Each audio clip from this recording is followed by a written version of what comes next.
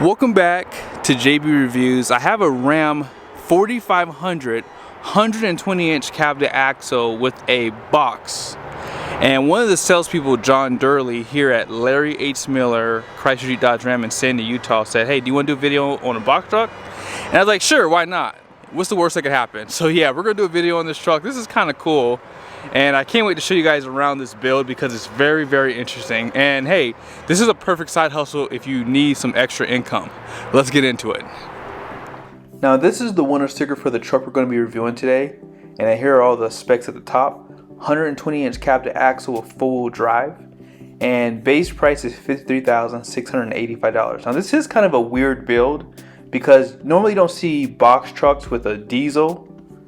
And you don't normally see them with a trailer brake because you can't really tow with it because of the ramp door out back. But here are all the standard features that came on this truck. You can see the 52-gallon fuel tank right here is standard.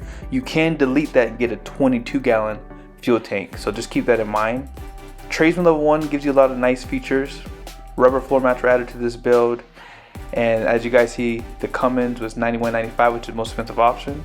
And 74 gallons of dual fuel destinations right here with a total price of $68,915. Now keep in mind, that upfit was not included in that price obviously. So if you consider the 16-foot box and the ramp door, it's $31,000. Like, I was very shocked by that.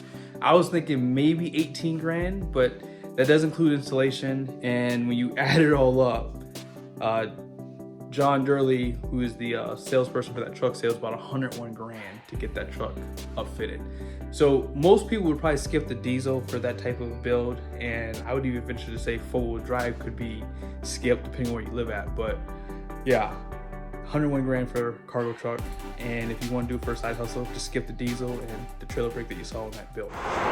Now because this is a box truck, there's no need to have any flashy chrome on it, but that is available for this truck. And halogen headlights are going to come standard. I do like that they give you a black appearance too.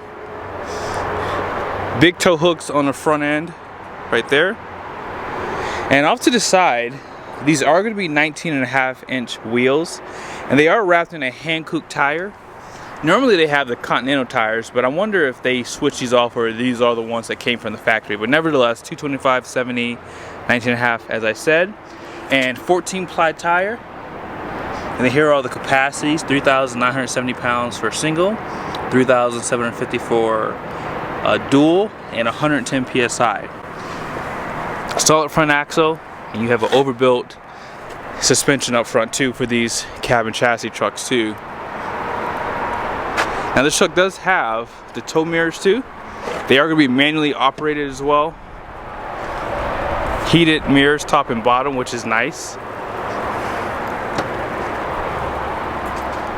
And believe it or not, you do have power convex, which is pretty decent. I would not expect that to be the case for a truck like this, but hey, it is available. DEF fuel is right here.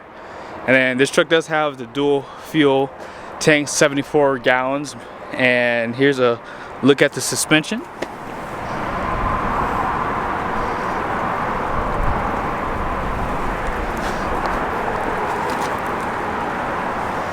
And then here is the back. So you do have a ramp that is power. They do provide the LED lights down below. I will come back in a second and show you guys around this too, so just hang tight. But it looks like this is who built the truck, Redding truck. Now under the hood of this Ram is a optional Cummins, as you saw in the window sticker. They did not option it, however, with the dual alternators, which would give you 440 amps. But nevertheless, 220 comes standard. And if I were using this as like a rental truck, I probably would not get the diesel, only because I could really see someone filling that with diesel. So yeah, there's that. But you can get some pretty low gearing on this truck too. Now this is a detuned Cummins, so it's gonna have 360 horsepower, 800 pound-feet of torque.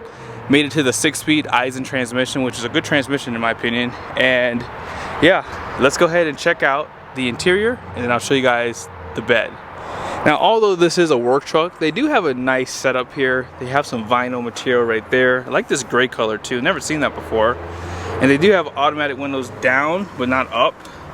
power mirrors, and as I mentioned, power convex mirror right there. A little bit of storage in the door, and they have a little bit of storage behind the seat here. The glass is fixed, which is okay.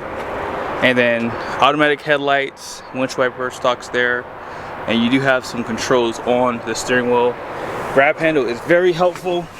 Now this truck does have the vinyl flooring, has a standard radio. So this is how I would spec mine too. I would not put any frills. They do have auxiliary switches with the trailer brake right here. Push button start comes standard, and they do give you a 12-volt plug. Open storage on the front dash here, and then down below is your glove box.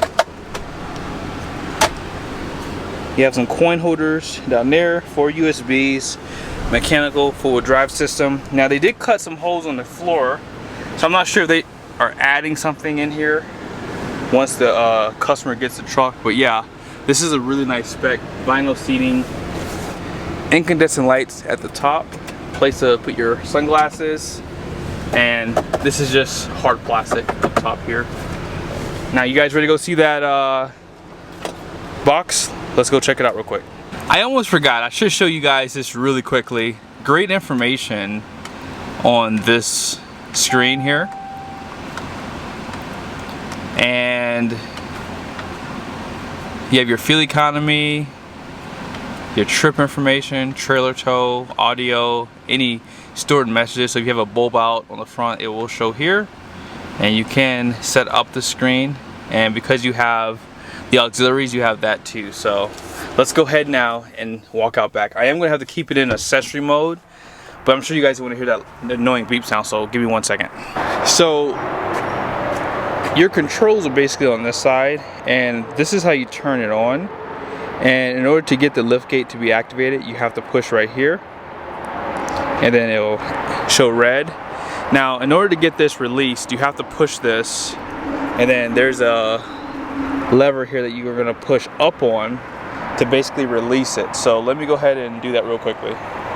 So I pretty much released the lever here, so I'm going to just push up on it like that. Now what I have to do is pull this out like this. This is very heavy, even though it is aluminum from what it looks like. And then this flap flips out too, which you'll see right here. And all you have to do now is just push it down. It's pretty quiet too.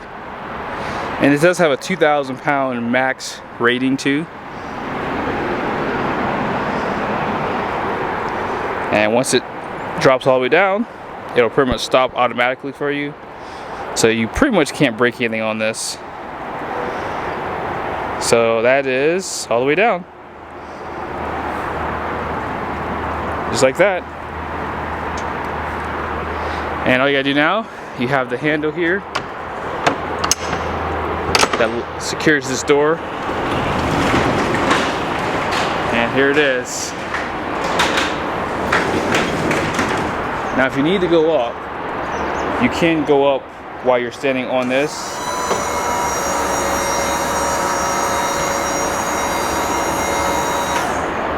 Which makes it a little bit easier to stand in.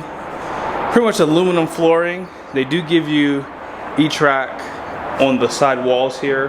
They have at the bottom. They have basically 3 levels of it, so it's pretty nice. And I mean, this is a pretty big box. They do provide some lights in here too. And here's a strap to pull the door down. But yeah, if you are definitely looking for a side business, I mean, this would be perfect for some people. And this truck did not have a hitch on the back. And I almost wonder if it's even worth doing for something like this, because this is kind of in the way. So you would be limited to how much trailer you could tow with this setup here. And the lift is through Tommy Gate, by the way. I figured I'd show that to you guys, that way you have an idea of who the maker of this is. Now, as far as the numbers go, the gross axle weight rating up front is gonna be 7,000 pounds. The rear is 12,000 pounds. And if you get a 4500, the max gross vehicle weight rating is gonna be 16.5. If you need more, you go to 5500, we can get 19,500 pounds, I believe. And they did not add the payload for this truck. Normally when they do the upfit, they will get it weighed and let you know how much the truck actually weighs there. But nevertheless, hope you guys liked the video. And hey, if you're looking for a side hustle, this would be a great, you know, chassis to build one on too. So yeah, be sure to like, subscribe to the channel. See you guys soon.